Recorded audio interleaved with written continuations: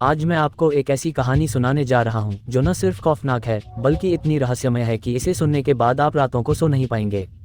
ये कहानी है कर्नाटक के छोटे से गांव धारवाड़ की, जहां 1985 में ऐसी घटनाएं हुई जिसने पूरे इलाके को दहशत में डाल दिया। धारवाड़ एक साधारण गांव था जहां लोग अपने काम में व्यस्त रहते थे, लेकिन सब कुछ बदल गया जब गांव की 10 साल की एक लड़की लक्ष्मी अचानक गायब हो गई।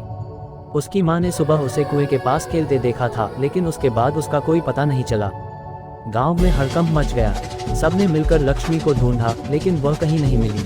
लक्ष्मी के गायब होने के 3 दिन बाद गांव के बाहर एक जंगली इलाके में उसका शव मिला, लेकिन ये कोई साधारण मौत नहीं थी। शव बुरी तरह से विकृत था और उसके पास अजीबोगरीब निशान बनाए गए थे।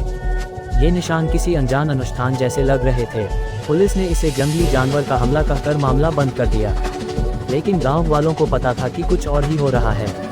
लक्ष्मी की मौत के बाद ऐसी घटनाएं बार बार होने लगीं।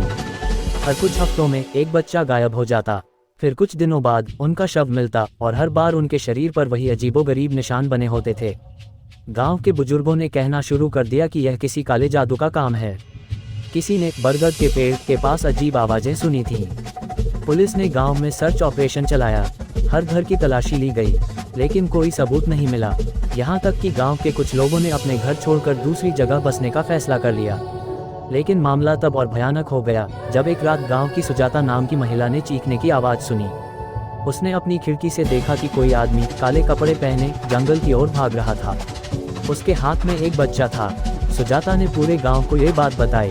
अब गाँव वालों को यकीन हो गया था कि इन हत्याओं के पीछे कोई इंसान है। उन्होंने तय किया कि वह खुद इसे रोकेंगे।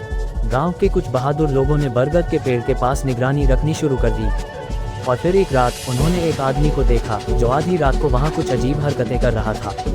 वह आदमी गांव का ही एक व्यक्ति था जिसका नाम था रमेश। रमेश एक साधारण किसान के रूप में जाना जाता था, लेकिन उस रात उसने जो सच उगला उसने सबको दहला दिया। रमेश ने कबूल किया कि वह तंत्र मंत्र करता था और बलि के नाम पर बच्चों की हत्या करता था। वह कहता था कि उसे अपनी शक्ति बढ़ाने के लिए बच्चों की बलि देनी पड़ती थी। रमेश के घर की तलाशी ली गई तो वहां कई खून से सने औजार और अनुष्ठान की सामग्री मिली। गांव वाले रमेश को पुलिस के हवाले करना चाहते थे, लेकिन उनका गुस्सा काबू में नहीं रहा। उन्होंने वहीं पर उसे पीट पीट कर मार डाला। पुलिस जब गांव पहुंची तब तक बहुत देर हो चुकी थी। रमेश की मौत के बाद गांव में ये घटनाएं रुक गईं, लेकिन गांव वाले आज भी उस बरगद के पेड़ के पास से गुजरने से डरते हैं। उनका मानना है कि वहां अब भी कुछ बुरी शक्तियां मौजूद हैं। धारवाड़ का ये रहस्य भले ही सुलझ गया हो, लेकिन इसने हमें ये दिखाया कि अंधविश्वास और लालच कैसे एक साधारण इंसान को राक्षस में बदल सकते हैं। तो क्या आप मानते हैं कि ऐसी घटनाओं के पीछे इंसान है या कुछ और? नीचे कमेंट में लिखकर बताएं। और ऐसी और कहानियों के लिए हमारे चैनल को सब्सक्राइब करना ना भूलें। हर गाँव की अपनी एक कहानी होती है। कहीं वह डरावनी होती है तो कहीं वह एक सबक देती है।